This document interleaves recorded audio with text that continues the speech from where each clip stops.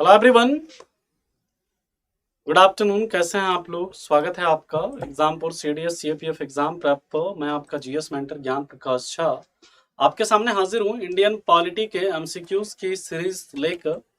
आज से हम लोग दोस्तों इंडियन पॉलिटी के महत्वपूर्ण एमसीक्यूज को डिस्कस करेंगे। तो एक बार सभी बच्चे फटाफट से सेशन को शेयर कर दीजिएगा। सेशन को आप लोग एक बार लाइक कर देंगे, then we will start the session of today. And आज से हम लोग 1000 सवालों की श्रृंखला स्टार्ट कर रहे हैं। इसमें हम लोग टोटल 50 क्लासेस देखेंगे। 50 क्लासेस के अंदर हम लोग डेली 20 क्वेश्चंस को कवर करेंगे, जिससे कि आपका टोटल 1000 क्वेश्चन जो है आपके एग्जाम के पहले पहले तक कवर होगा। ठीक है, तो बाकी जो मैराथन सेशंस होंगे वो एक्स्ट्रा होंगे, उसमें जो भी हम क्वेश्चंस करेंगे वो अलग होंगे, है ना। मतलब अप्रॉक्स आप सोचिए कि मैराथन सेशंस में भी हम लोग लगभग 500 के आसपास सवाल करेंगे, टोटल जितने भी मैराथन सेशंस होंगे उसमें। और ये रेगुलर बेसिस पर ये जो आपका सीरीज होगा 50 क्लासेस इसमें हम लोग करेंगे एंड डेली 20 क्वेश्चंस की प्रैक्टिस करेंगे। मतलब कि टोटल आपके 1500 क्वेश्चंस की प्रैक्टिस हो जाएगी आपके एग्जाम तक।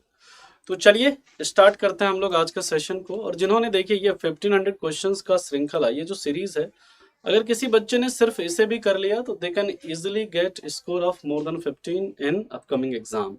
अपकमिंग एग्जाम में वो आराम से 15 प्लस स्कोर कर सकते हैं इंडियन पॉलिटी के अंदर, जिसने इसे भी सिर्फ अच्छे से देखा।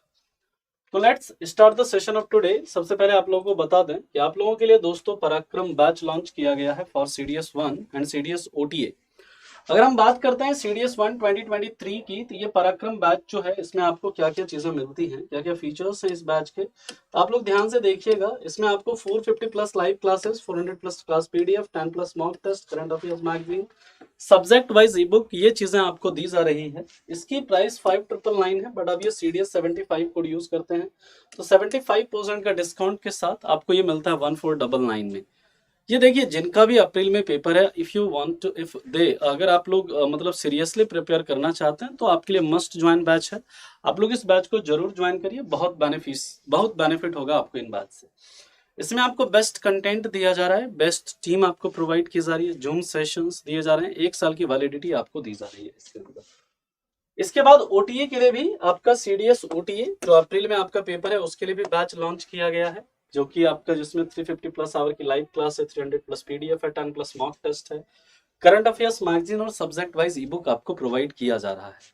इसकी प्राइस है 3999, बट आप ये कोड यूज करते हैं तो 75% के डिस्काउंट के साथ ये आपको 999 में मिल जाता है। इससे जुड़ने के लिए आप इन नंबर्स पर कॉल करिए, व्हाट्सएप करिए, और एग्जामपुर के ऑफिशियल आपको डाउनलोड करके भी आप इससे जुड़ सकते हैं। ठीक है, तो एक बार आप लोग सभी जितने भी बच्चे देख रहे हैं यार, सभी बच्चे सेशन को शेयर कर दो, है ना, ताकि जिन बच्चों को पता नहीं है, जिन बच्चों को इसके सेशन के बारे में नॉलेज नहीं है, तो वो इस सेशन को ज्वाइन कर सकें और वो भी इसका फायदा ले सकें, क्योंकि ये बहुत ही मतलब इम्पोर्टेंट सेशन अब आज से स्टार्ट होगा। ठीक है, तो ज्यादा से ज्यादा बच्चों को आप लोग इस सेशन को शेयर करिए ताकि ज्यादा से ज्यादा बच्चे इससे जुड़े और बेनिफिट लें इसका। So let's start the session of today. In daily basis, we will discuss 20 questions in detail. इसमें ही क्वेश्चन के साथ साथ जो भी इंपॉर्टेंट थ्योरीज है उसको भी हम लोग डिस्कस करने वाले हैं। तो स्टार्ट करते हैं आज का सेशन को और देखते हैं आज का पहला सवाल। ठीक है, आज के पहले प्रश्न की तरफ चलते हैं। क्या है पहला सवाल, उसे हम लोग डिस्कस करते हैं। तो क्वेश्चन नंबर 1, देखिए क्वेश्चन का लेवल जो है आज आपका मॉडरेट है, और अगर आप 15 प्लस स्कोर करते हैं डेली, अगर आप 15 प्लस स्कोर कर लेते हैं सेशन में, तो समझिए कि you are good in polity, आपका पॉलिटी अच्छा है। क्योंकि आपके एग्जाम में भी डेली आप ये सोचिए ना कि आपका ये मॉक टेस्ट चल रहा है इंडियन पॉलिटी का, प्रतिदिन आपका मॉक टेस्ट होगा, मिक्स्ड टाइप के क्वेश्चंस होंगे, मिक्स्ड नेचर के क्वेश्चंस होंगे, टोटल 50 मॉक टेस्ट होगा। आप मान लीजिए इस चीज को कि क्योंकि आपके पेपर में भी लगभग 18 से 20 इंडियन पॉलिटी के क्वेश्चंस बनते हैं, और अगर आप इसमें 15 प्लस अगर आप स्कोर कर लेते हैं तो समझिए आपका प्रिपरेशन अच्छा है, you are good. Question number first, आज के क्वेश्चन का लेवल जो है that is moderate. Which of the following articles of the constitution deals with right to consult legal practitioner of one's choice. ये कह रहा है कि इसमें से संविधान के निम्नलिखित में से कौन सा अनुच्छेद अपनी पसंद के कानूनी वकील से या कानूनी व्यवसायी से परामर्श करने के अधिकार से संबंधित है। अब देखिए ये सारे के सारे क्या है, फंडामेंटल राइट्स हैं। आर्टिकल 15 ये भी क्या है, आपका एक मौलिक अधिकार है। 20 class 2 it is also a fundamental right. Article 22 ये भी आपका फंडामेंटल राइट है, एंड आर्टिकल 21 ये भी आपका एक फंडामेंटल राइट है। हम लोग जब बात करते हैं आर्टिकल 15 की, ये बात करता है right against discrimination only on ground of caste, sex, religion, place of birth and race. इस आधार पर आपके डिस्क्रिमिनेशन को क्या करता है, प्रोहिबिट करता है। कौन? आर्टिकल 15। लेकिन ये जो आर्टिकल 15 है, it is only available to the citizen of India. ये सिर्फ और सिर्फ किसे अवेलेबल है? सिटीजन्स को अवेलेबल है। आर्टिकल 20 क्लाउज 2, ये आर्टिकल 20 किससे रिलेटेड है? It is related to protection in conviction of offence, यानी आपके दोष सिद्धि के संबंध से संरक्षण प्रदान करता है। जब किसी के ऊपर कोई आरोप साबित हो जाए तो उस कंडीशन में क्या करता है, ये आपका कन्विक्शन से मतलब क्या करता है, प्रोटेक्शन मतलब कि संरक्षण प्रदान करता है। और आर्टिकल 20 क्लाउज 1 कहता है कि no ex post facto law, यानी कि ex post facto law is prohibited. 20 clause 2 कहता है कि डबल जियोपार्डी प्रोहिबिटेड, यानी कि दोहरा दंड निषेध होगा। और क्लाउज 3 क्या कहता है कि सेल्फ इनक्रिमिनेशन प्रोहिबिटेड, यानी कि खुद के खिलाफ गवाही देने के लिए किसी को बाध्य नहीं किया जा सकता है। ठीक है। एंड आर्टिकल 22 ये क्या करता है दोस्तों? आर्टिकल 22 की अगर बात करें तो आर्टिकल 22 ये आपको प्रोटेक्शन देता है किसमें? In arbitrary arrest and arrest in preventive detention. तो ये दोस्तों आर्टिकल 22 याद रखिएगा सबको अवेलेबल है, एक्सेप्ट एक तो जो एनिमी एलियंस है, यानी जो आपके शत्रु देश के नागरिक हैं उसको अवेलेबल नहीं है। और दूसरा दोस्तों जो कि आपका प्रिवेंटिव डिटेंशन में जिसको अरेस्ट किया गया है ना, उसे क्या है, ये अवेलेबल नहीं है। और जब बात करते हैं प्रिवेंटिव डिटेंशन की, तो याद रखिएगा प्रिवेंटिव डिटेंशन के तहत किसी भी व्यक्ति को मैक्सिमम कितने मंथ तक रखा जा सकता है गिरफ्तार? 3 मंथ तक उसे क्या रख सकते हैं, गिरफ्तार रख सकते हैं। इसके बाद की बात करते हैं दोस्तों, तो याद रखिएगा आर्टिकल 22 के अंदर आपके 3 ग्राउंड्स हैं। सबसे पहला ग्राउंड है क्या? Right to know the ground of arrest, 3 protection दिए गए हैं। दूसरा right to be defended by lawyer of choice, and तीसरा right to be produced before a magistrate within 24 hour of arrest. ये 3 आपके प्रोटेक्शन दिए गए हैं। तो आपसे यहाँ पर पूछा जा रहा है right to defended by lawyer of choice, तो ये किसमें है? It is under article 22 of our constitution. Article 21 ये बात करता है किसकी? Right to life and personal liberty. ये बहुत सबसे ज्यादा मतलब इंपॉर्टेंट, सबसे ज्यादा की इसे इलेबोरेटेड, सबसे ज्यादा जो जुडिशियल एक्टिविज्म के द्वारा, जुडिशियल प्रोनाउंसमेंट के द्वारा जिस फंडामेंटल राइट को सबसे ज्यादा बढ़ाया गया है, सबसे ज्यादा एक्सपेंड किया गया, वो है आर्टिकल 21, है ना। इसके अंदर कई सारे आपके मतलब अधिकार आते हैं, लाइक राइट टू यूथनेसिया, है ना, right to health, right to electricity, right to internet, है ना, right to clean environment, right to go abroad, है ना, राइट टू स्लीप, है ना, राइट टू शेल्टर, है ना, राइट टू हेल्थ। ये सभी जो है आपके ये फंडामेंटल राइट हैं, इसके तहत याद रखिएगा आर्टिकल 21 के तहत। ओके, तो इसका सही उत्तर क्या हो जाएगा? It's correct answer is option c, c is the right answer. We will next question पर चलते हैं। अब हम लोग अगले सवाल की बात करते हैं, क्वेश्चन नंबर 2। सब सवाल को आप ध्यान से पढ़ेंगे तो you are able to give the right answer. अगर आप सवाल को अच्छे से पढ़ते हैं, मॉडरेट सवाल का लेवल है और इसी लेवल के क्वेश्चंस आपके पेपर में आज इट इज इसी तरह के सवाल आपके पेपर में बनते हैं, है ना। तो दूसरा क्वेश्चन क्या कह रहा है? Consider the following statement, the constitution provides for a fixed tenure of 5 years to the Lok Sabha and the constitution provides for a fixed tenure of 6 years to the Rajya Sabha. Question को बहुत ध्यान से पढ़िए, आसान सवाल है। अगर आप सवाल को ध्यान से पढ़ते हैं तो आप इसका सही उत्तर दे पाएंगे। सेशन को आप लोग सभी बच्चे, जितने भी बच्चे देख रहे हैं, एक बार सेशन को आप लोग शेयर कर दीजिए, जितने भी बच्चे देख रहे हैं, है ना। हम लोग जब बात करते हैं दोस्तों term of Lok Sabha and Rajya Sabha की, तो लोकसभा का कोई फिक्स्ड टर्म नहीं होता, है ना। याद रखिएगा Lok Sabha don't have any fixed term. हाँ, normal term of Lok Sabha is 5 years, but it can be dissolved before 5 years on advice of prime minister. ये मतलब कि प्रेसिडेंट के द्वारा 5 साल के पहले भी इसे डिसॉल्व किया जा सकता है प्राइम मिनिस्टर के सलाह पर, तो ये फिक्स्ड टर्म नहीं होता। This one is incorrect. And second statement की बात करते हैं, the constitution provides a fixed tenure of 6 years to the Rajya Sabha. ठीक है, सभी बच्चों को लग रहा है कि second statement is correct, but आप स्टेटमेंट को बहुत ध्यान से पढ़िए। The constitution provides for a fixed tenure of 6 years to the Rajya Sabha.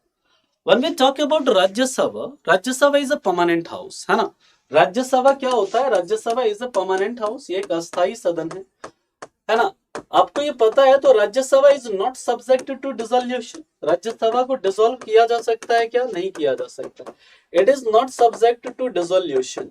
Okay, and when we talk about Rajya Sabha, Rajya Sabha has no any term. Rajya Sabha का कोई टर्म नहीं होता, कोई कार्यकाल नहीं होता, बिकॉज ये एक परमानेंट हाउस है। हाँ, when we talk about term of member of Rajya Sabha, term of member of Rajya Sabha is 6 years. But इस स्टेटमेंट को पढ़िए, क्या कह रहा है, the constitution provides for a fixed tenure of 6 year to the Rajya Sabha, not Rajya Sabha members. तो राज्यसभा है तो this statement is also incorrect, यानी कि ये स्टेटमेंट भी आपका इनकरेक्ट है। आपसे पूछा जा रहा है कौन सा स्टेटमेंट करेक्ट है, तो दोस्तों no statement is correct here.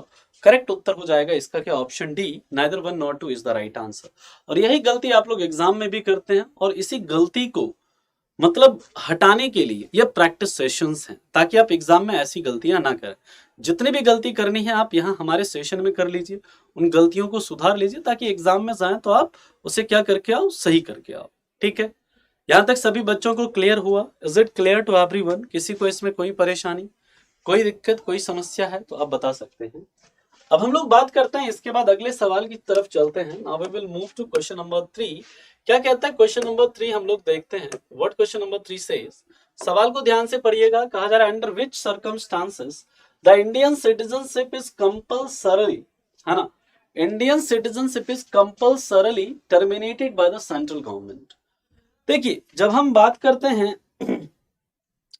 किस तरीके से हमारे देश के संविधान, हमारे देश की नागरिकता ली जा सकती है और किस तरीके से हमारे देश की नागरिकता समाप्त की जा सकती है, ये जो मेथड्स है acquisition of citizenship of India and termination of citizenship of India, it is not mentioned under our constitution. ये हमारे संविधान में मेंशन नहीं है।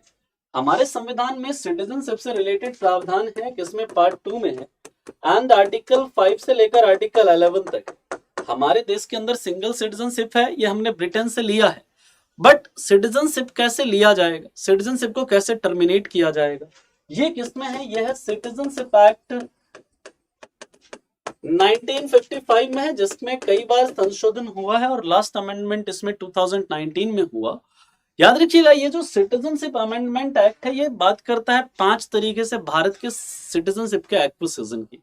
एक तो क्या है, by birth, bye decent, by registration, by acquisition of territory and by naturalization. These are 5 methods to acquire citizenship of India, and there are 3 methods of termination of citizenship of India.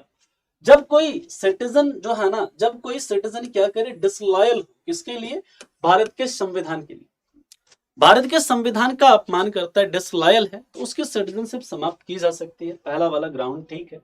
When the citizenship has been ordinarily resident out of citizens has been ordinarily resident of India for 7 years continuously, जब कोई व्यक्ति भारत से लगातार 7 वर्ष तक बाहर रहता है तो उसकी सिटीजनशिप समाप्त की जा सकती है। और याद रखिएगा, कोई अगर फ्रॉड से भारत की सिटीजनशिप प्राप्त करता है तो उसकी भी नागरिकता क्या की जा सकती है, समाप्त की जा सकती है।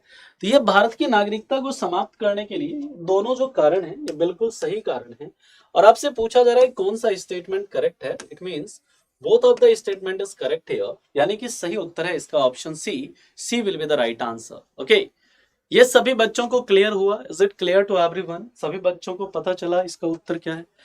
ठीक है, सभी को समझ में आ गया इसका सही उत्तर क्या होगा, दैट इज ऑप्शन सी। अब हम बात करते हैं क्वेश्चन नंबर 4। ठीक है, क्वेश्चन नंबर 4 की तरफ चलते हैं। व्हाट क्वेश्चन नंबर 4 सेज, ध्यान से सवाल को पढ़िए आप लोग। बस अगर आप सवाल को ध्यान से पढ़ेंगे तो आप लोग सही उत्तर देंगे। कहा जा रहा है कंसीडर द फॉलोइंग स्टेटमेंट अब रिगार्डिंग स्पीकर प्रोटेम।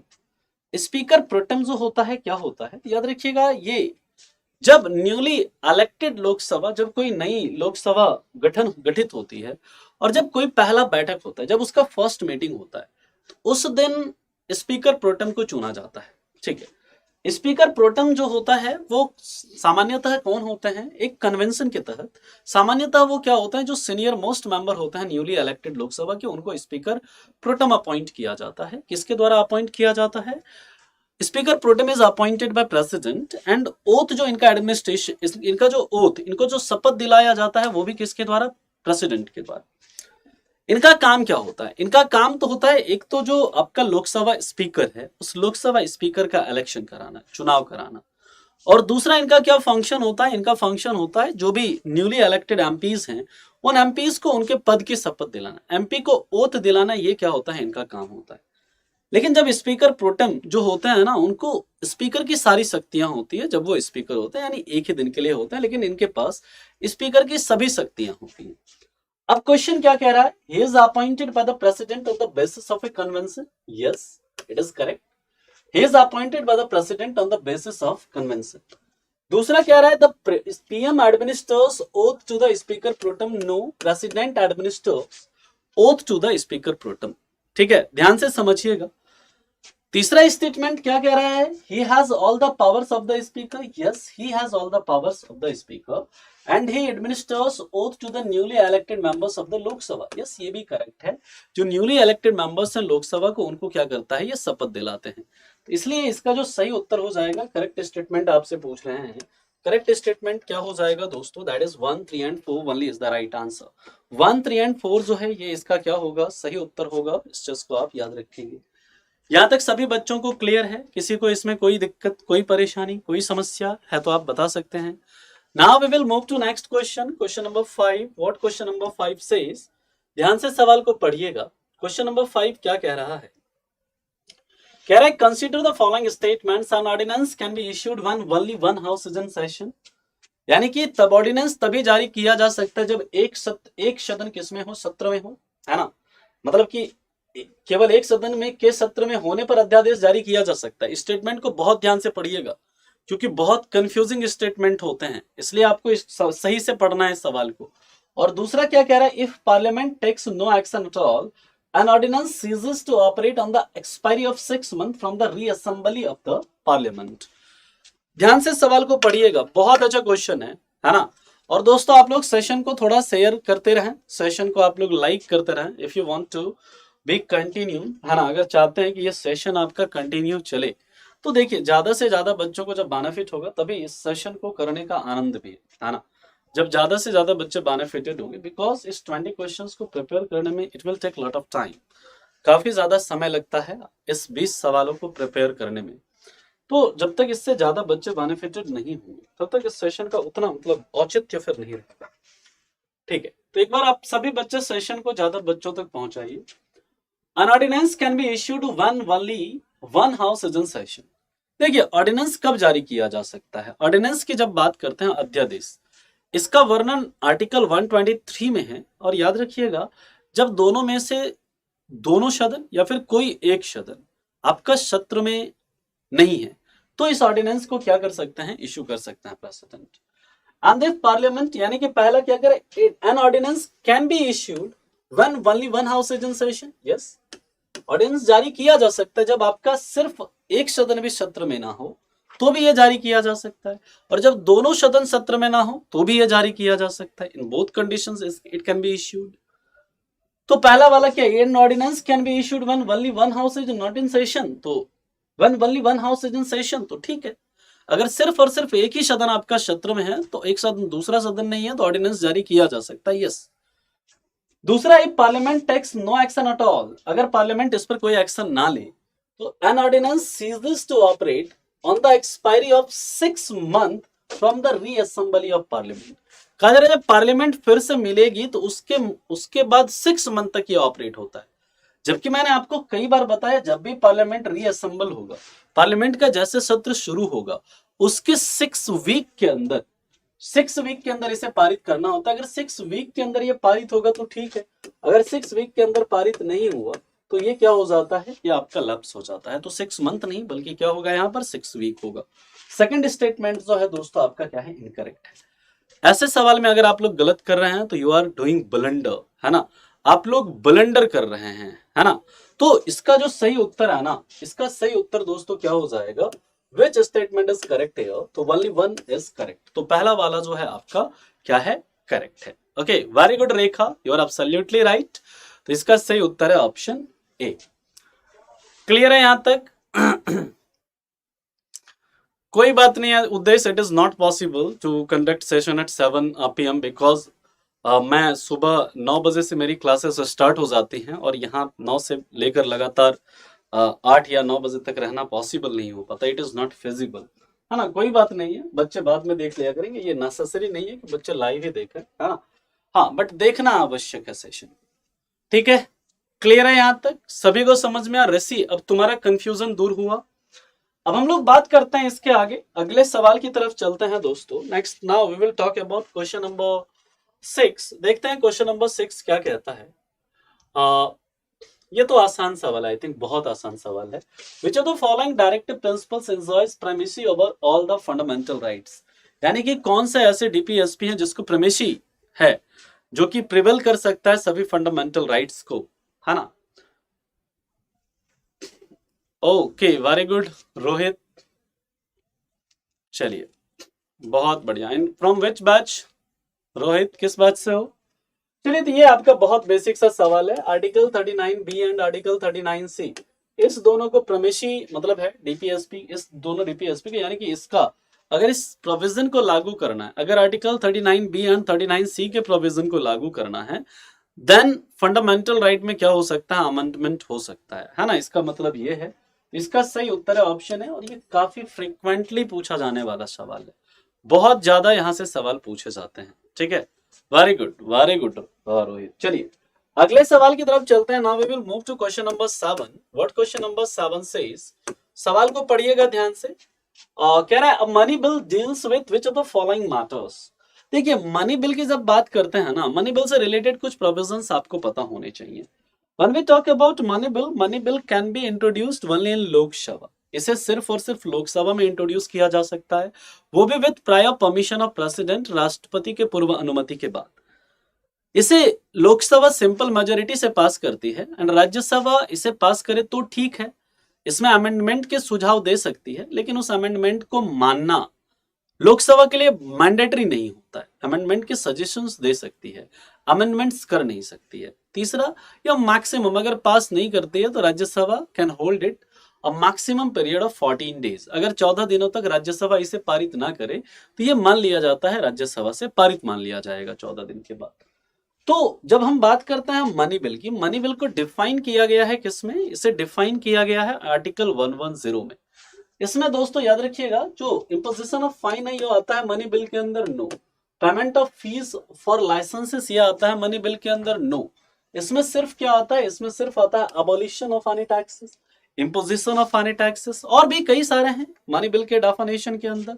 यहाँ पर जो इसका सही उत्तर हो जाएगा that is abolition of any taxes, यानी कि किसी टैक्स को अगर अबॉलिश करना है और उसके लिए कोई बिल ला रहे हैं तो दैट इज मनी बिल।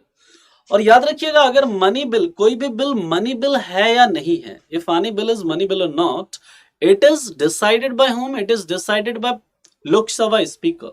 ये लोकसभा स्पीकर के द्वारा डिसाइड किया जाता है। और याद रखिएगा इस चीज को आप ध्यान से समझेंगे, सुनेंगे कि मनी बिल के कंडीशन में, अगर मनी बिल पर मान लीजिए दोनों सदन में डेडलॉक हो जाए, पहले तो डेडलॉक होगा नहीं कि because Rajya Sabha don't have any power regarding money bill, because Rajya Sabha can hold it maximum period of 14 days, ठीक है। तो इसमें डेडलॉक होने का संभावना ही नहीं है, मतलब कोई सवाल ही नहीं है। तो इसलिए इसमें कोई ज्वाइंट सिटिंग का भी कोई प्रोविजन नहीं है ना, कोई संयुक्त अधिवेशन का कोई प्रावधान नहीं है इस बिल के अंदर। इस चीज को आप याद रखेंगे। Okay, now we will move to question number 8। What question number 8 says, देखते हैं क्या कह रहा है क्वेश्चन नंबर 8। कह रहा है consider the following regarding the finance commission, the members of finance commission are not eligible for reappointment, the members of finance commission should not be more than 60 years of age. And आपसे पूछा जा रहा है इसमें से कौन सा जो करेक्ट रिस्पॉन्स कौन सा है, करेक्ट रिस्पॉन्स आपको बताना है। देखिए, फाइनेंस कमीशन की बात करते हैं हम लोग, तो फाइनेंस कमीशन का जो गठन होता है वो प्रेसिडेंट करते हैं हर 5 वर्ष में, है ना। फाइनेंस कमीशन जो है आपका एक कॉन्स्टिट्यूशनल बॉडी है, एक टेम्पररी कॉन्स्टिट्यूशनल बॉडी है, और इसका हर 5 वर्ष पे गठन किया जाता है, किसके द्वारा, प्रेसिडेंट के द्वारा। इसका गठन जो होता है as per the provision under article 280 के प्रोविजन के तहत इसका क्या होता है, गठन होता है। इसके अंदर दोस्तों 5 मेंबर होते हैं, एक चेयरमैन होते हैं और 4 मेंबर्स होते हैं। उनकी एलिजिबिलिटी वगैरह क्या क्या होती है ये हमने बैचेस में डिस्कस किया है ना। कोई बात नहीं, मतलब कुछ नई चीजें भी सीखेंगे ना रोहित, है ना। तो अब जैसे जैसे आगे बढ़ते चलेंगे तो वैसे वैसे नई चीजें भी सीखते चलेंगे आप, है ना। तो अब हम बात करते हैं कि फाइनेंस कमीशन की जब बात करते हैं, फाइनेंस कमीशन का मेन काम क्या होता है, distribution of taxes between centre and state, केंद्र और राज्य के बीच में करों का बंटवारा, ये इनका मेन काम होता है, ठीक है। और जो भी फाइनेंस कमीशन के जो मेंबर्स होते हैं, इनके जो चेयरमैन होते हैं, they are appointed by president of India and they are eligible for, मतलब कि they are eligible for reappointment.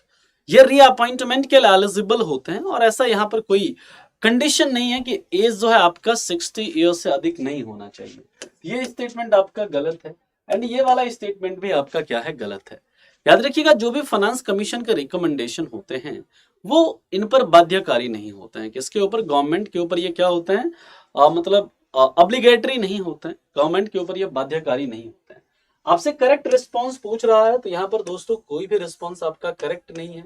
वर्तमान में जो हमारा 15th फाइनेंस कमीशन जिसका रिकमेंडेशन 2021, 22 से 2025, 26 तक लागू है, इन्होंने कहा कि जो भी सेंटर के द्वारा कलेक्ट किए गए टैक्स है उसमें 41% जो आपका शेयर है वो किसके साथ वो करना पड़ेगा, 41% शेयर जो है वो स्टेट को क्या करना पड़ेगा, देना पड़ेगा। As per the report of 15th finance commission, UP को सबसे ज्यादा शेयर मिला है सेंटर के टैक्स में, और उसके बाद दूसरा स्टेट है बिहार जिसको सबसे ज्यादा शेयर मिला है किसको, सेंटर के टैक्स के अंदर, है ना। इस चीज को आप याद रखेंगे, ठीक है। फर्स्ट फाइनेंस कमीशन के चेयरमैन कौन थे, आप लोगों को ये कमेंट में बताना, हुआ chairman of first finance commission. पहले वित्त आयोग के अध्यक्ष कौन थे, ये आप लोगों को बताना है, आप लोग कमेंट में बताएं। नेक्स्ट क्वेश्चन पर चलते हैं हम लोग, क्वेश्चन नंबर 9 की बात करते हैं। व्हाट क्वेश्चन नंबर 9 सेज, तो यहां पर आपका करेक्ट, यहां पर करेक्ट है ना, तो यहां पर देखिए डी होगा इसका उत्तर, है ना, डी होगा, है ना। अगले मुद्दे पर चलते हैं हम लोग, नेक्स्ट क्वेश्चन की तरफ चलते हैं। ये गलती से सी हो गया, डी होगा इसका सही उत्तर। नेक्स्ट क्वेश्चन की तरफ चलते हैं, question number 9। Consider the following statement. At the state level, the chief electoral officer is appointed by the government of the state, and the condition of serving services of office of the election commissioners are to be determined by the parliament. Election Commission of India, जो कि एक दोस्तों क्या है, constitutional body है, as per article 324 of our constitution, है ना। Very good Baazigar, बहुत अच्छे। उद्देश्य, very good Rohit, definitely you are right. KC Neogi जो हैं ये क्या है, पहले वित्त आयोग के अध्यक्ष थे, बहुत बढ़िया, very good, very good Geetu. इस सवाल का उत्तर दीजिएगा। देखिए, इलेक्शन कमीशन ऑफ इंडिया, इसका गठन हुआ है आर्टिकल 324 के प्रोविजन के तहत। Initially election commission of India एक सिंगल मेंबर बॉडी थी, बट 1989 के बाद उसे मल्टी मेंबर बॉडी बनाया गया, जब दो उसमें इलेक्शन कमिश्नर्स को अपॉइंट किया गया, ठीक है। तो इलेक्शन कमीशन ऑफ इंडिया का बेसिकली काम क्या होता है, वाइस प्रेसिडेंट का इलेक्शन कराना, वाइस प्रेसिडेंट का इलेक्शन कराना, लोकसभा, राज्यसभा, विधानसभा, विधान परिषद, इसके चुनाव कराना क्या है, इसका मेजर रोल है। बाकी किसी पार्टी को रीजनल पार्टी, मतलब स्टेट पार्टी, नेशनल पार्टी का दर्जा देना, है ना, उनको इलेक्शन सिंबल क्या करना, अपॉइंट देना, ठीक है। इसके बाद मॉडल कोड ऑफ कंडक्ट जारी करना, ठीक है। किसी भी मतलब पार्टी के इलेक्शन से रिलेटेड अगर उसके सिंबल से रिलेटेड डिस्प्यूट है उसको सॉल्व करना, किसी एमपीज के डिस्क्वालिफिकेशन के संबंध में प्रेसिडेंट को एडवाइस देना, ये सभी इलेक्शन कमीशन ऑफ इंडिया के क्या है, फंक्शन है। लेकिन साथ ही साथ याद रखिएगा, जो इलेक्शन कमीशन ऑफ इंडिया है at the state level, the chief electoral officer, जब स्टेट लेवल पर जो चीफ इलेक्टोरल ऑफिसर है वो स्टेट गवर्नमेंट के द्वारा नहीं बल्कि अपॉइंट होता है इलेक्शन कमीशन ऑफ इंडिया के द्वारा। तो पहला स्टेटमेंट आपका इनकरेक्ट हो जाता है। दूसरा स्टेटमेंट कह रहा था, condition of services of office of election commissioners are be determined by the parliament. No, it is determined by the president. किसके द्वारा होता है ये डिटरमाइन? प्रेसिडेंट के द्वारा होता है, ना कि पार्लियामेंट के द्वारा होता है। तो both of the statement are incorrect here, दोनों के दोनों स्टेटमेंट इनकरेक्ट है। लेकिन आपसे करेक्ट स्टेटमेंट पूछा जा रहा है, it's correct answer is option D, neither 1 nor 2 is the right answer. I will guarantee you, मैं आप लोगों को गारंटी देता हूं इस बात का, अगर आपने ये जो भी 1000, ये तो 1000 क्वेश्चंस हम इस सीरीज में करेंगे, एंड प्लस 500 क्वेश्चंस के अराउंड हम लोग मैराथन सेशंस में करेंगे, which will be on weekend, यानी कि सैटरडे संडेज। इस दिन होगा जो आपका वीकेंड में जो मैराथन सेशंस होंगे, उसमें हम लगभग 500 के आसपास सवाल करेंगे और 1000 क्वेश्चन हम लोग इस सीरीज के अंदर करेंगे।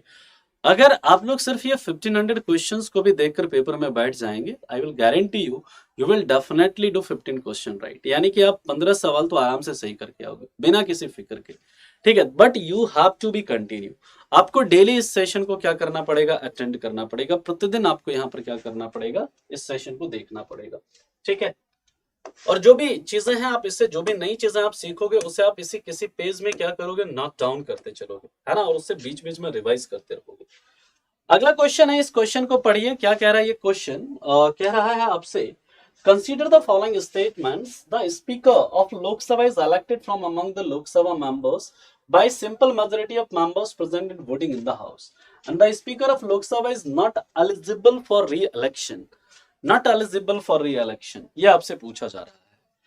देखिए इलेक्शन, जब हम लोग लोकसभा स्पीकर की बात करते हैं, he is supervisor of Lok Sabha, है ना, he presided meeting of Lok Sabha, है ना, he is constitutional head और he is ceremonial head of Lok Sabha, है ना।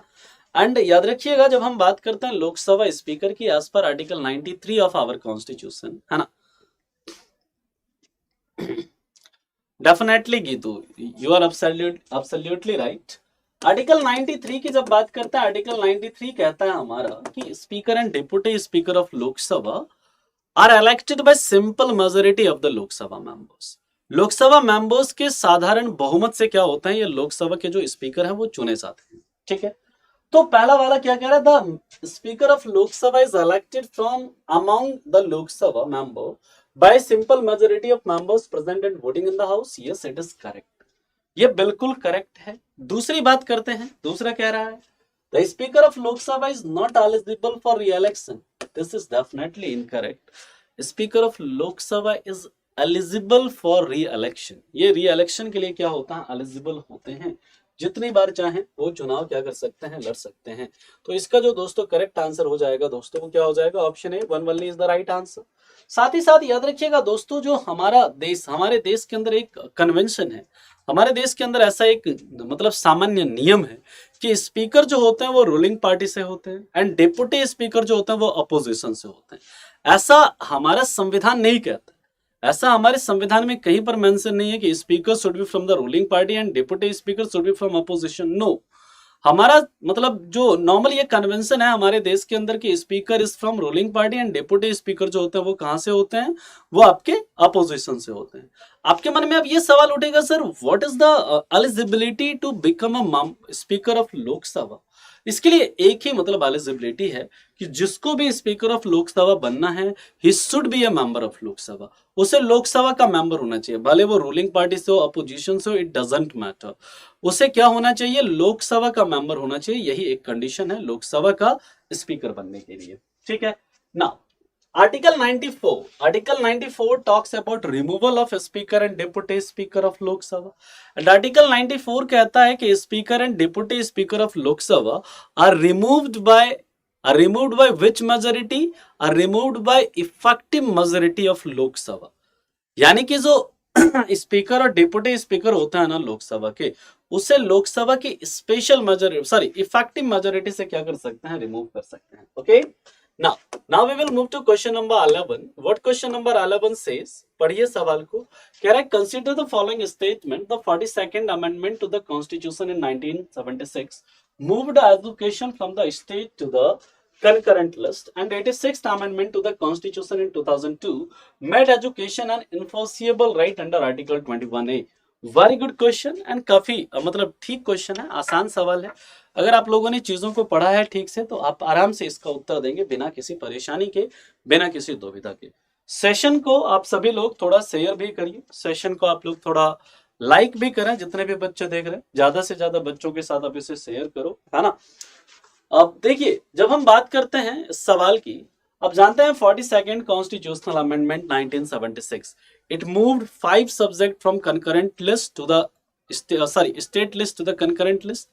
5 सब्जेक्ट को concurrent लिस्ट से स्टेट लिस्ट में स्टेट लिस्ट से concurrent लिस्ट में भेजा गया एंड वो 5 सब्जेक्ट कौन थे, education, forest, wild life, weight and measurement and administration of court except supreme court and high court. These are the 5 subject which are moved from state list to concurrent list. तो education को किया गया था, yes, education was moved from state list to concurrent list and after this amendment the number of subject under state list is 61 and number of subject under concurrent list is 52 and इसके बाद की बात करते हैं 86th constitutional amendment of 2002। यहां से इस बार आपके पेपर में CDS 1 का जो पेपर हुआ था, CDS 2 का जो पेपर हुआ था इन नवंबर, वहां पर यहां से सवाल बना, मतलब कि अभी कब हुआ था पेपर, हाल में जब भी हुआ था नवंबर में आई थिंक पेपर हुआ था, तो वहां पर आपसे सवाल पूछा गया था यहाँ से।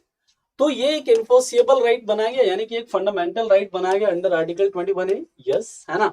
तो ये दोनों के दोनों स्टेटमेंट क्या है यहाँ पर करेक्ट है, तो सही उत्तर इसका क्या हो जाएगा, option C, both 1 and 2 is the right answer. दोनों के दोनों स्टेटमेंट क्या है यहाँ पर करेक्ट है, ठीक है नेक्स्ट हम लोग बात करते हैं question number 12। What question number 12 says, ध्यान से सवाल को पढ़िएगा। क्वेश्चन नंबर 12 क्या कहता है, ये कह रहा है आपसे, consider the following statement, the chief minister is appointed by governor as per article 164 of the constitution of India.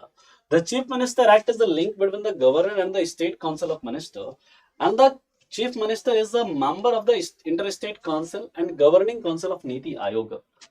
पढ़िए सवाल को, आसान सवाल है। अगर सीएम की ड्यूटीज आपको पता है, सीएम के कर्तव्य आपको पता है, ठीक है, तो आप इसका आराम से सही उत्तर देंगे। और सीएम के कर्तव्यों की अगर हम बात करें, वो किस में मेंशन है, वो मेंशन है किसमें, तो याद रखिएगा आर्टिकल 167 में, है ना। लेकिन जब बात करते हैं स्टेट काउंसिल ऑफ मिनिस्टर की, स्टेट काउंसिल ऑफ मिनिस्टर जो मेंशन है वो आर्टिकल 163 में है, जो कहता है there shall be state council of minister to aid and advise the governor, है ना।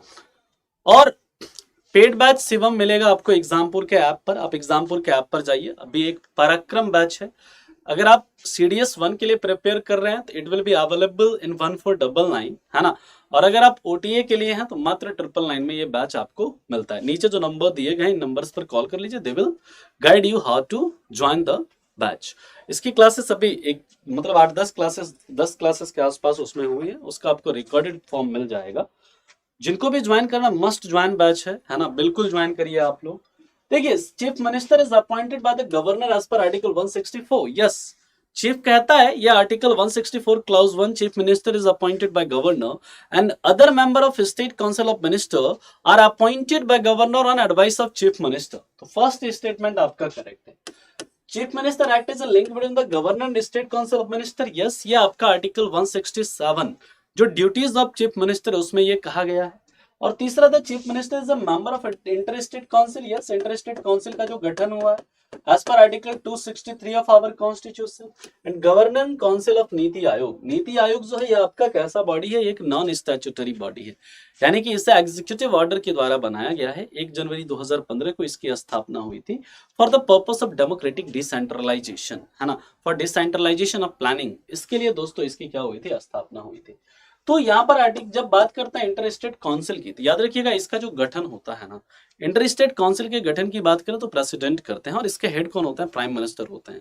इसके सबसे पहले इसके गठन की बात करी थी किसने, फर्स्ट एडमिनिस्ट्रेटिव रिफॉर्म कमीशन, प्रथम प्रशासनिक सुधार आयोग, जिसके हेड हुआ करते थे मोरारजी देसाई। लेकिन ये जो इसकी स्थापना होती है वो किसके रिकमेंडेशन पर होती है, on recommendation of Sarkaria commission which is constituted in 1983 under the chairmanship of Justice Sarkaria and मतलब Sarkaria commission submitted it reports in 1987, है ना।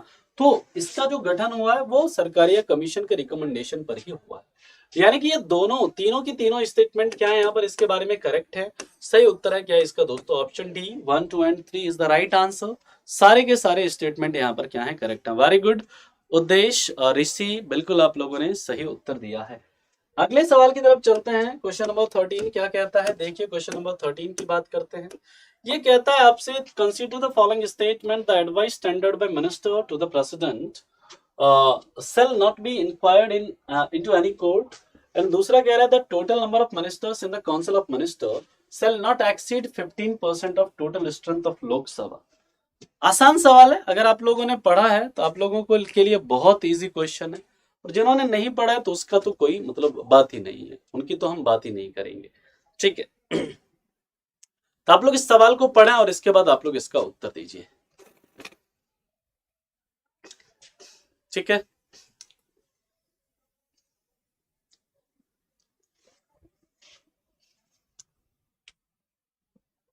चलिए हम लोग बात करते हैं, the advice tendered by minister to the president shall not be inquired into any court. Yes, जो भी एडवाइस दिया जाता है काउंसिल ऑफ मिनिस्टर के द्वारा किसी प्रेसिडेंट को, उसे आप किसी कोर्ट ऑफ लॉ में इंक्वायर नहीं कर सकते, किसी कोर्ट ऑफ लॉ में उसके ऊपर सवाल खड़ा नहीं कर सकते हैं, करेक्ट है। दूसरा क्या है, total number of ministers in the council of minister shall not exceed 15% of the total strength of the Lok Sabha. Yes, हमने पढ़ा है।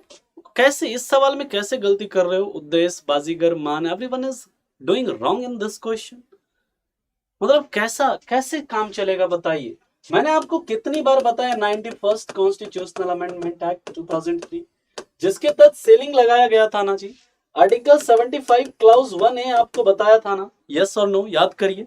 आर्टिकल 75 क्लाउज 1A के अंदर इसके ऊपर एक सेलिंग लगाई गई थी जो कहा था कि 15 मैक्सिमम स्ट्रेंथ जो हो सकता है that can be 15% of total strength of Lok Sabha. Yes और नो, कैसे भूल सकते हैं आप इस चीज को? तो सही उत्तर इसका क्या हो जाएगा? Second statement is also correct, है ना? तो आपका सही उत्तर क्या हो जाएगा? That is option C, both 1 and 2 is the right answer. अब ऐसे सवाल में गलती करोगे तो कैसे काम चलेगा बताइए? इसमें गलती करने वाला है क्या? ऐसे सवाल में एग्जाम में गलती करके आएंगे फिर मेरा ना की कटवाएंगे आप लोग, है ना? चलिए खैर अगले सवाल पर चलते हैं। क्वेश्चन नंबर 14 क्या कह रहा है, पढ़िए। With reference to Attorney General of India, consider the following statement. Attorney General of India, Bharat के महान्यायवादी के बारे में निम्न कथनों पर ध्यान दीजिए। कह रहा है कि attorney general is the highest law officer in the country. He is appointed by prime minister of India and his term of the office is not fixed by constitution and holds office during the pleasure of president. बहुत आसान सवाल है। Attorney general of India it is a constitutional post under article 76 of our constitution, है ना? इसके बारे में कई सारी बातें आपको बताई है मैंने, कई सारी चीजें बताई है आपको कि अटॉर्नी जनरल ऑफ इंडिया जो है he is highest legal officer of India, highest law officer of India, है ना? He can not advice against the government of India, he can do his private practice, his service, his salary and service condition is decided by president। इसका जो शपथ इनको दिलाते हैं president दिलाते हैं, इनका कोई फिक्स्ड टेन्योर नहीं है, ये राष्ट्रपति के प्रसाद पर्यंत अपने पद पर बने रहते हैं। ये एकमात्र सदस्य हैं जो कि मतलब एकमात्र व्यक्ति हैं जो कि बिना मतलब किसी सदन का सदस्य रहे उसके उसमें पार्टिसिपेट कर सकते हैं, है ना? प्रोसीडिंग्स में हिस्सा ले सकते हैं बट वोट नहीं कर सकते हैं, है ना? ये पार्लियामेंट्री, इनको सभी सारे के सारे पार्लियामेंट्री प्रिविलेजेस प्राप्त होते हैं। He can become member of parliamentary committee also, है ना? तो पहला वाला है सही है, दूसरा वाला प्राइम मिनिस्टर नहीं, कौन करते हैं? प्रेसिडेंट करते हैं। His term of office is not fixed by constitution and hold office during the pleasure of president। ये आपका करेक्ट है। तो first and third statement is correct है। करेक्ट स्टेटमेंट आपसे पूछा जा रहा है।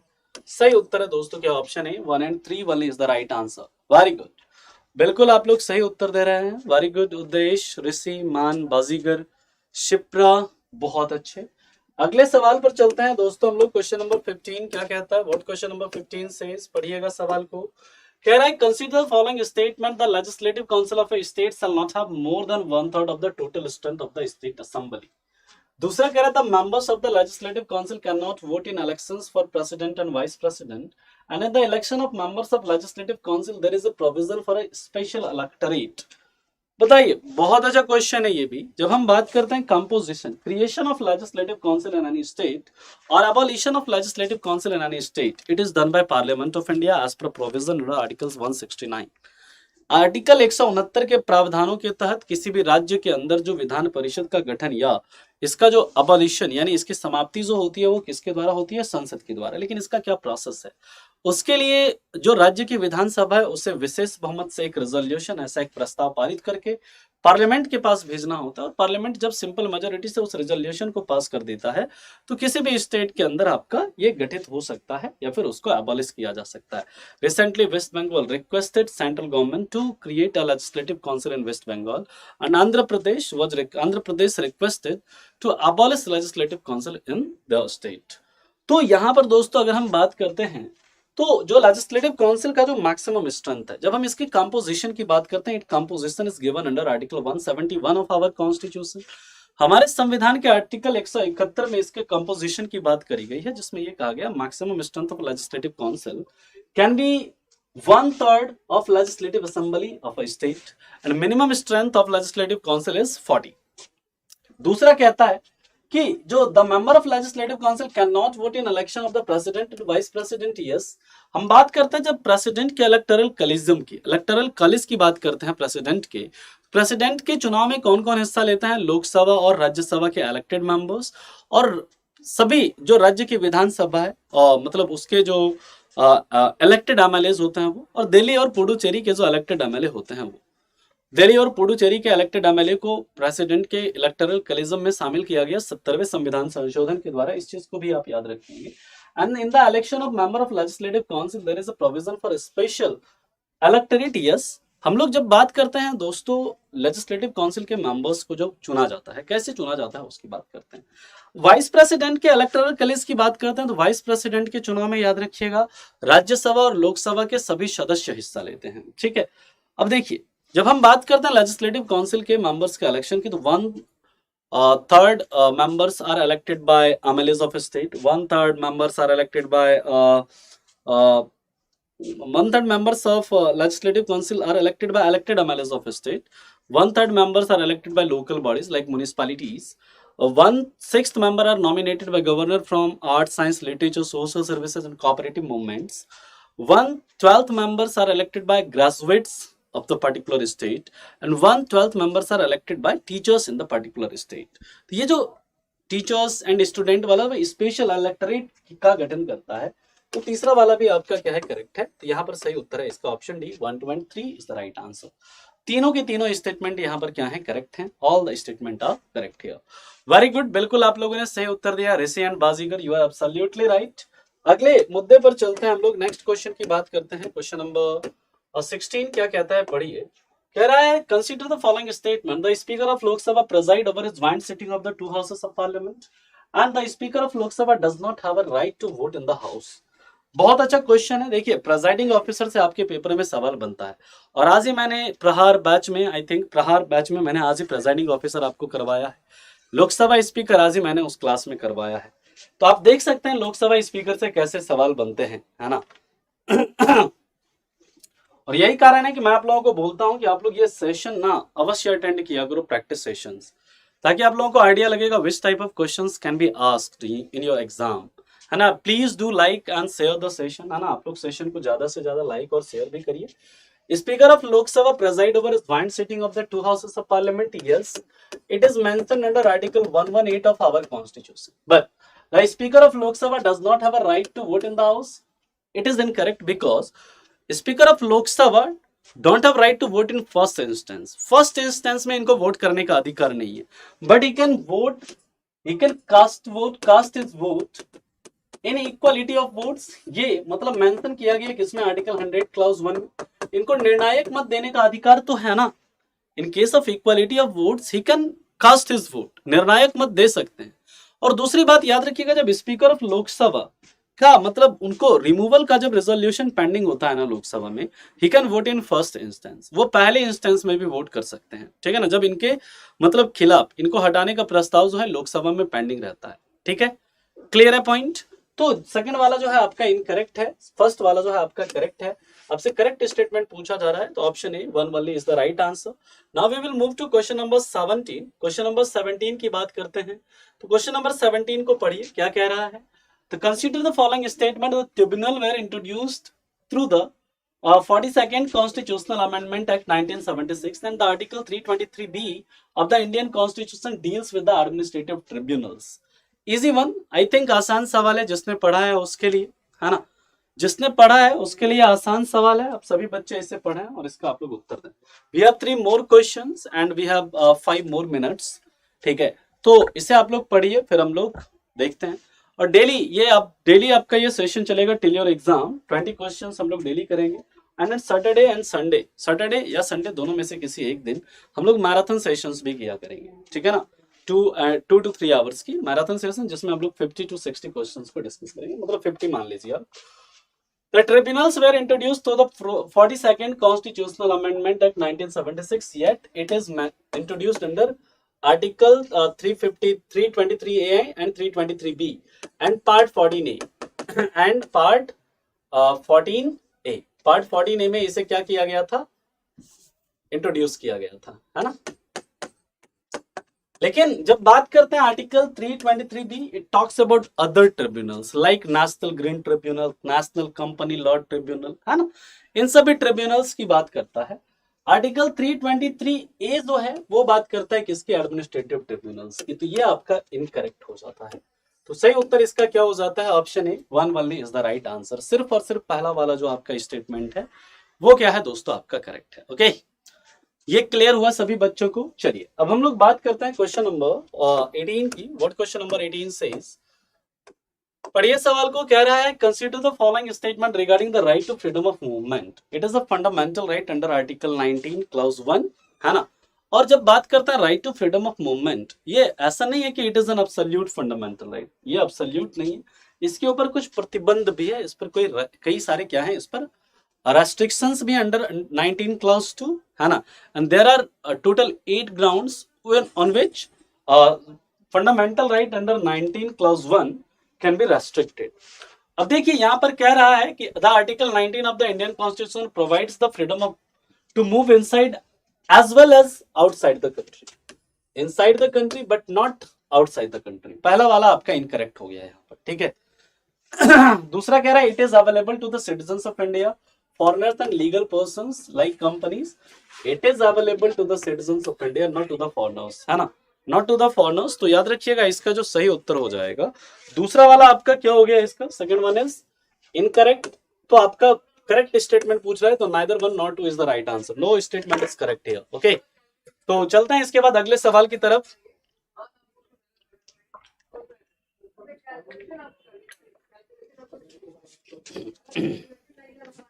चलिए, now we will move to next question, question number 19। Question number 19 क्या कहता है, देखिए बहुत अच्छा क्वेश्चन है। Consider the following statement, every elector at the presidential election is bound by voting instructions issued by the whip of the respective political party, and second, anti-defection provision are enforced by the constitution under the 10th schedule। जिसने पढ़ा है, देखो जिसको पता है anti defection law के बारे में तो उसके लिए आसान सवाल है, और जिसने नहीं पढ़ा है उसके लिए मतलब बकवास है, उसको कुछ भी समझ में नहीं आएगा। But which have knowledge about anti defection law, है ना, तो वो इसका बिल्कुल भी गलत उत्तर नहीं देंगे। ध्यान से सवाल को पढ़िएगा। इसके बाद हमारे पास एक और क्वेश्चन है ना, और फिर हम लोग मिलेंगे कल भी हम 20 क्वेश्चंस के साथ मिलेंगे, बेस्ट क्वेश्चंस के साथ मिलेंगे, बहुत अच्छे अच्छे सवालों के साथ मिलेंगे। मैं गारंटी देता हूं आप लोगों को, अगर आप ये 1500 क्वेश्चन कर लोगे ना, यू विल बिकम मास्टर, है ना, मास्टर इन पॉलिटी, मतलब कि पॉलिटी में आप मास्टर बन जाओगे। Every elector at the presidential election is bound by the voting instruction issued by the whip of the respective party, no।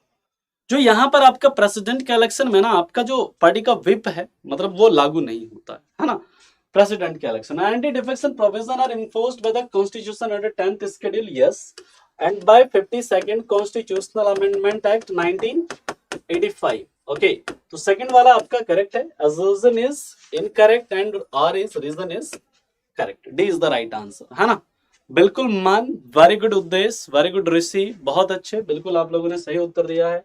And अपन लोग बात करते हैं क्वेश्चन नंबर 20। आप लोग अपने मार्क्स, अपने नंबर, अपने मतलब करेक्ट नंबर्स ऑफ क्वेश्चंस जरूर बताया करिए कमेंट में।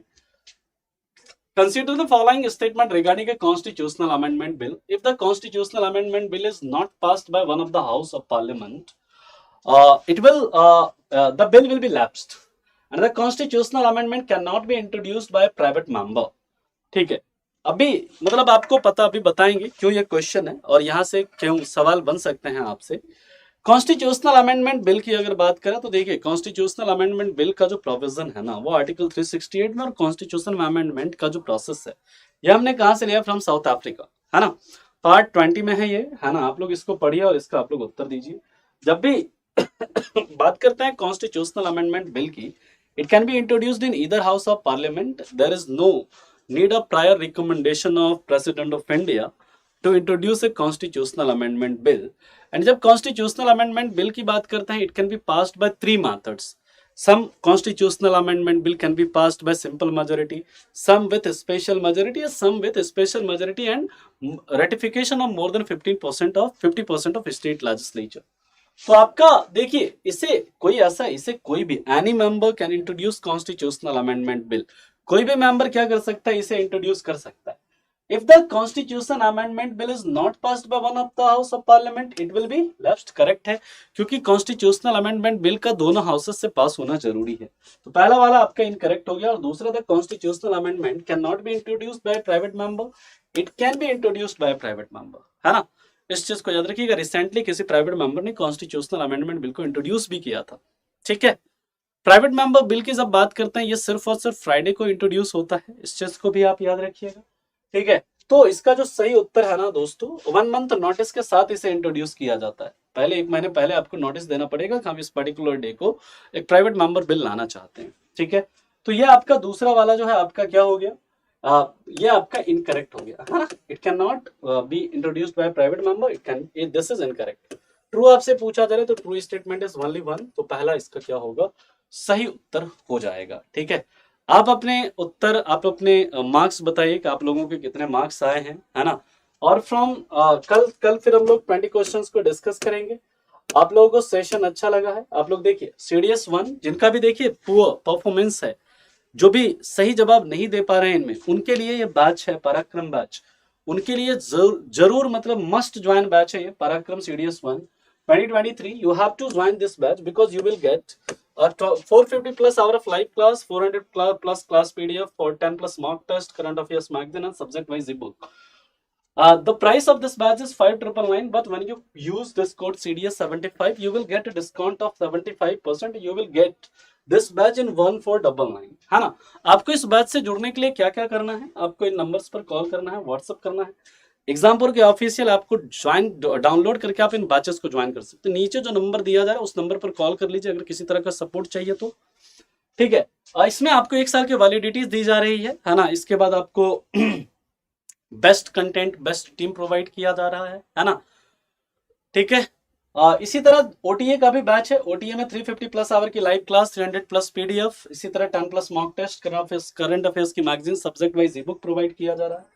999 इसकी प्राइस है जब आप ये कोड यूज करते हैं। तो आप दोस्तों सभी लोग जिन्होंने अभी तक एग्जामपुर के ऑफिशियल ऐप को डाउनलोड नहीं किया, you must download Exampur official app. उसके लिए आपको प्ले स्टोर पर जाना है, एग्जामपुर सर्च करना है, इंस्टॉल करना है, उसके बाद आपको ओपन करना है, फिर जो भी आपका डिटेल है उसे फिल करना है और उसके बाद रजिस्टर करके आप इसके जो भी बेनिफिट्स हैं, फ्री बेनिफिट्स को यूज कर सकते हैं। ठीक है, तो चलिए आज के लिए इतना ही रखते हैं। आप लोगों को सेशन अच्छा लगा है, आप लोग इस सेशन को लाइक कर देंगे, सभी बच्चे इस सेशन को शेयर करेंगे, है ना।